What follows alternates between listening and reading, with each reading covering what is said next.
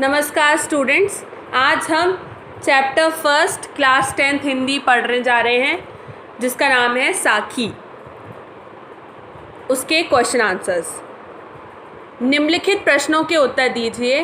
प्रश्न 1, मीठी वाणी बोलने से औरों को सुख और अपने तन को शीतलता कैसे प्राप्त होती है? उत्तर है, कबीरदास जी के अनुसार जब आप दूसरों के साथ मीठी भाषा का प्रयोग करोगे तो उन्हें आपसे कोई शिकायत नहीं रहेगी।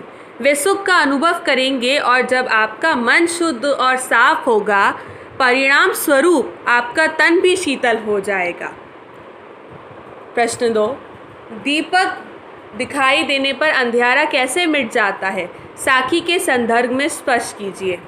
उत्तर है, तीसरी साखी में कबीर का दीपक से तात्पर्य है, यानी उससे लेना है ईश्वर दर्शन से, तथा अंधियारा से तात्पर्य है अज्ञान से।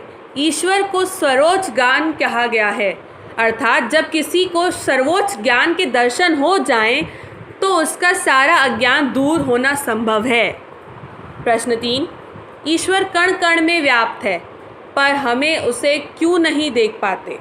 उत्तर, कबीरदास जी दूसरी साखी में स्पष्ट करते हैं कि ईश्वर कण कण में व्याप्त है पर हम अपने अज्ञान के कारण उन्हें नहीं देख पाते, क्योंकि हम ईश्वर को अपने मन में खोजने की बजाय मंदिरों और तीर्थों में खोजते हैं।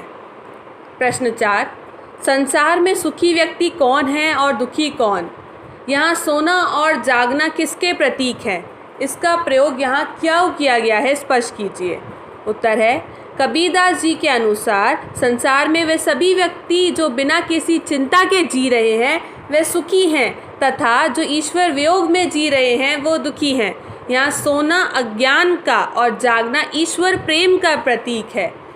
इसका प्रयोग यहाँ इसलिए हुआ है क्योंकि कुछ लोग अपने अज्ञान के कारण बिना चिंता के सो रहे हैं और कुछ लोग ईश्वर को पाने की आशा में सोते हुए भी जग रहे हैं। प्रश्न 5, अपने स्वभाव को निर्मल रखने के लिए कबीर ने क्या उपाय सुझाया है? उत्तर है, अपने स्वभाव को निर्मल रखने के लिए कबीर ने निंदा करने वाले व्यक्तियों को अपने आसपास रखने का उपाय सुझाया है। उनके अनुसार निंदा करने वाले व्यक्ति जब आपकी गलतियां निकालेगा तो आप उस गलती को सुधार कर अपना स्वभाव निर्मल बना सकते हैं। प्रश्न 6, ऐसे अशिर पीव का पढ़े सुपंडित होई, इस पंक्ति द्वारा कवि का क्या कहना चाहते हैं? उत्तर है, एके अशिर पीव का पढ़ू सुपंडित होई। इस पंक्ति में कवि ईश्वर प्रेम को महत्व देते हुए कहना चाहते हैं कि ईश्वर प्रेम का एक अक्षर ही किसी व्यक्ति को पंडित बनाने के लिए काफ़ी है। प्रश्न 7, कबीर जी उद्धत साखियों की भाषा की विश्लेषता प्रकट कीजिए। उत्तर है, कबीर की साखियाँ में उनके भाषाओं का प्रभाव स्पष्ट दिखाई देता है।